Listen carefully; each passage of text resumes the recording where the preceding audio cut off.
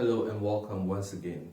So this is a continuation of where we left off in the previous video, and it was incomplete.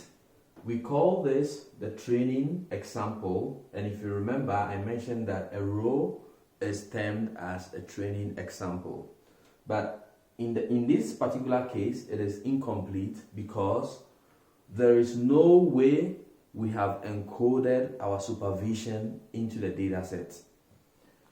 The question we want to answer with this data set is whether a student will be able to pass or fail an examination based on how many hours they studied for the course. As you can see in this table as it stands now, it has information about the student, alright, which is the student code. It has information about the course. It has information about the hours studied. But one key thing that is missing is whether the student passed or not. What you need to remember is whenever you are training a machine learning model, you need to have pre-recorded data or historical data so that the model can learn patterns from it, and the patterns becomes the knowledge base of the model, which it will use to make predictions on never seen data.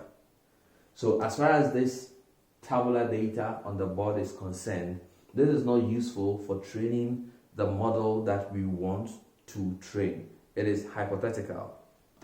So how do we ensure that we are able to supervise? Because we are talking about supervised learning here. And if you remember, in supervised learning, your training data contains your desired output, the correct output, the measured output, the known output. And so, whilst recording this information, we need to capture whether the student who studied 5 hours for CS 101, did the student pass or fail? The guy who studied 4 hours, did the person pass or fail? The guy who studied 3 hours, did the person pass or fail? Okay, so what we have to do is we need to add another column here.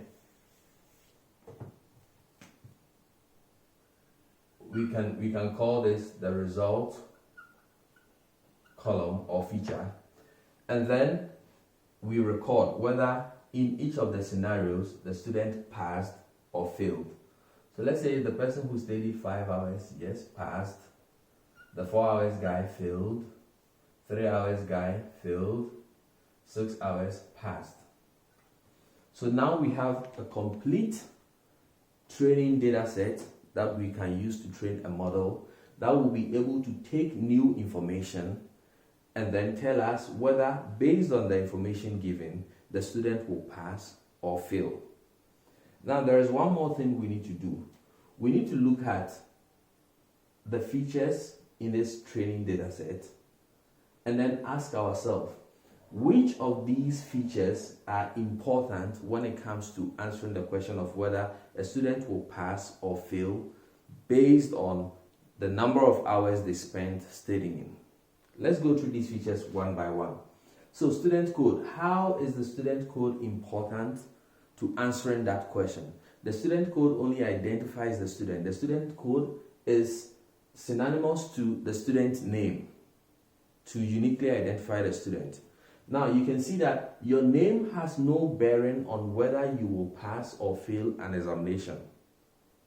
So right away you can see that the student code in this table is not important as far as answering the question of whether somebody will pass or fail an exam based on the number of hours studied is concerned. So if you had a data set like this, the first pre-processing you have to do is ask yourself, how much information or how much input is enough to answer the question on the ground? And then you give that much information to your neural network to learn from.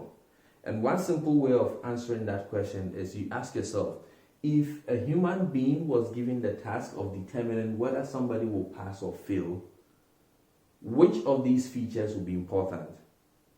And like you agree with me, the student code is not that important. It is just like the student's name. So we get this feature out.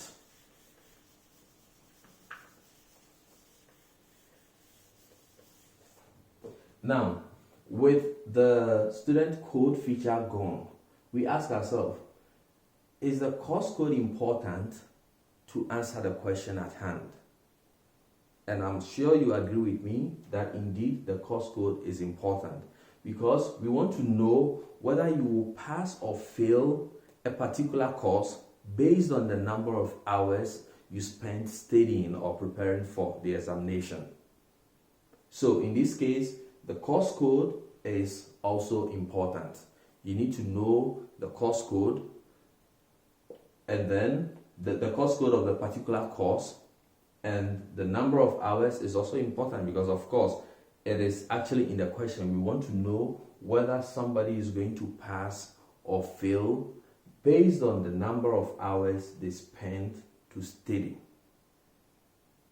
So now that we have a complete data set that we need to be able to train the model to answer the question we want to answer, we need to ask ourselves, which of these features, because as it stands now, result is also a feature, because it is something you can observe and measure.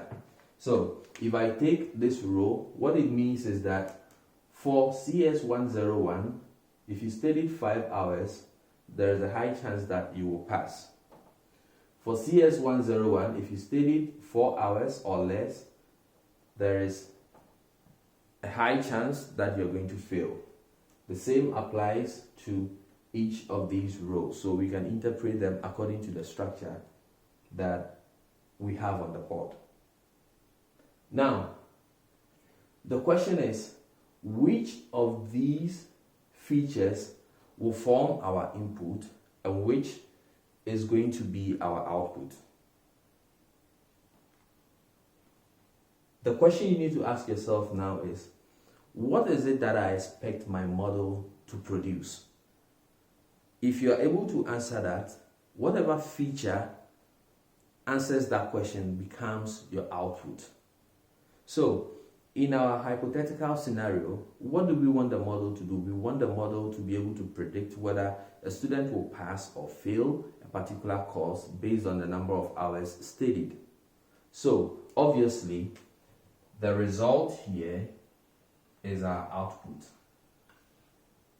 So this is our output, and everything else becomes our input. So I'm going to write input down here.